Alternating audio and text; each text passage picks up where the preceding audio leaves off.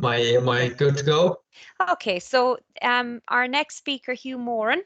You're very welcome, Hugh, a student of Chemical and Pharmaceutical Sciences, and you're going to talk to us about OD carbon nanomaterials in anti-cancer formulations. So welcome, Hugh, and thank you for sharing your research today. So, hello everyone.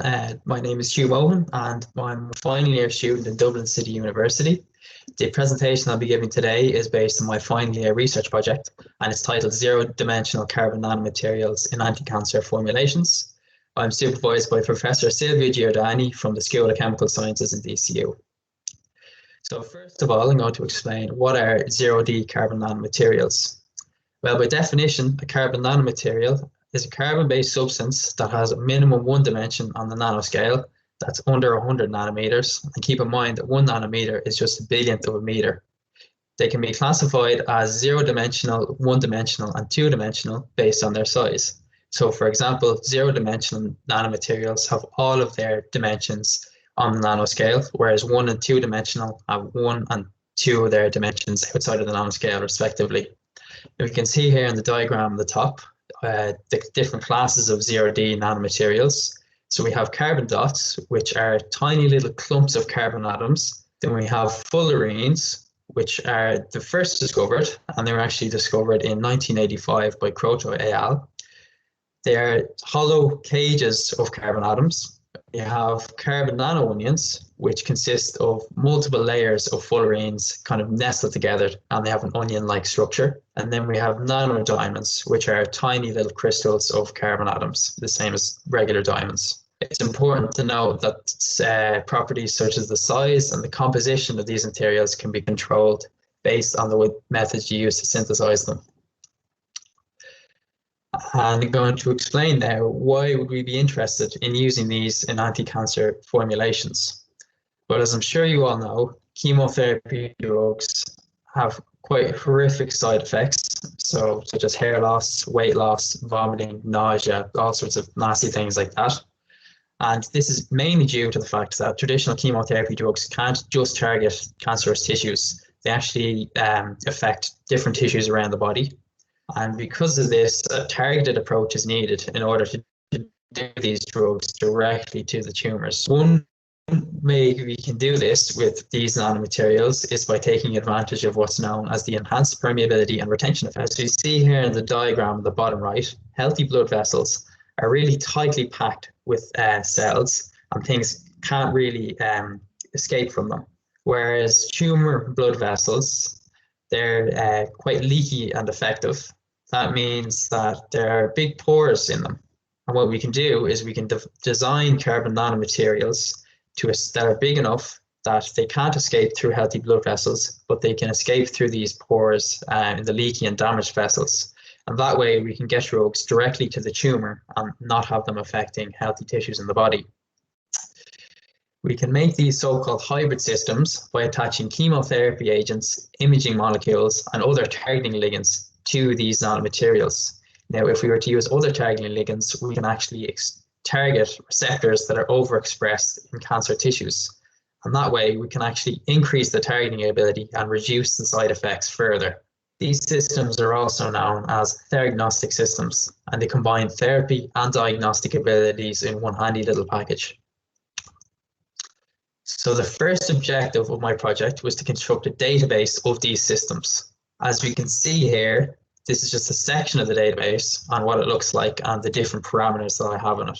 So we have the components of the system itself, a schematic, its size, the bonding interactions, so how the different molecules are attached to the nanomaterial itself, the target it's supposed to be used for, and we have in vitro and in vivo results.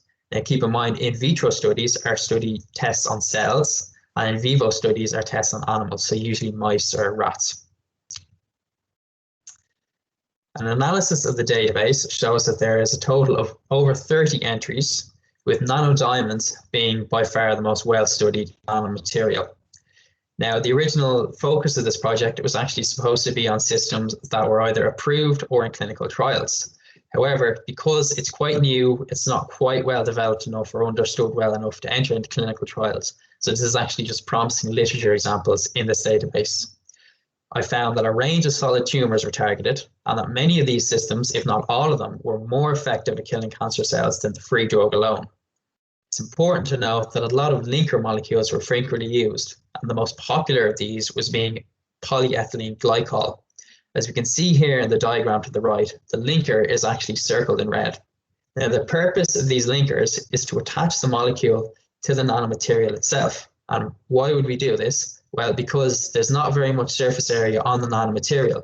So by using these linkers, we can actually fit more drug molecules onto one nanoparticle. And it's also important to note that certain imaging molecules actually lose their fluorescence ability if they were attached directly to the nanomaterial surface. So by using linkers, we actually have a nice little way around that. Now, the next step of this project was to investigate the effects of these PEG linkers on a selection of some of the popular functional molecules taken from this database using what's known as density functional theory, or DFT calculations. Now, DFT is a computational chemistry method that utilizes quantum mechanics to simulate the behavior of electrons in molecules. So the second objective of this project is the full DFT analysis of these molecules. So a selection of them were taken to be analysed, and models of the single molecules in the gas phase were produced using ChemDraw. Then their geometry was optimised and the calculations were performed using Avogadro and Orca programs. The frontier molecular orbitals were visualised using IboView. As we can see here in the example below, we have what's known as the HOMO, or the highest occupied molecular orbital.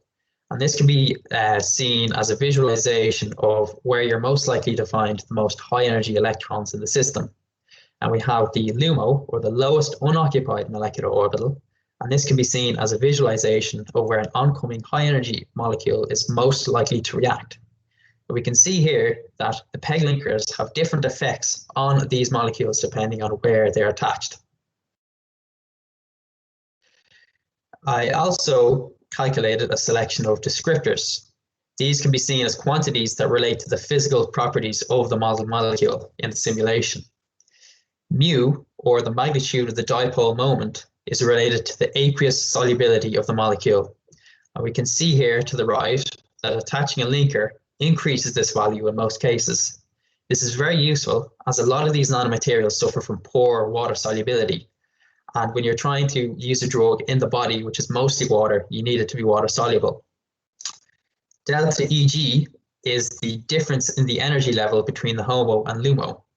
And this can be seen as representing the reactivity of the molecule. We can see here attaching a linker affects this differently depending on the molecule and where it is attached. So the conclusions of the study are that over 30 systems were found, and nanodiamonds being the most popular carbon nanomaterial used. These hybrid systems generally increase the effectiveness of chemotherapy drugs during in vivo and in vitro testing.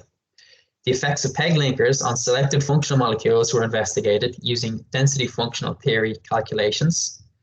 And it's important to note that due to lack of resources, we couldn't actually do very high level calculations. So when compared to literature examples, these results aren't strictly accurate. However, they serve as a good qualitative guide, as they're still qualitatively accurate. And through this, we can see that attaching PEG linkers has a marked effect on the properties of each molecule. And the results of this project will serve as a starting point for further computational chemistry studies into the engineering of carbon nanomaterial-based theranostic systems. And the future of these systems needs to be investigated with human studies and clinical trials. Here are just some of the references I used to construct the slides, and that's everything. Thank you for listening.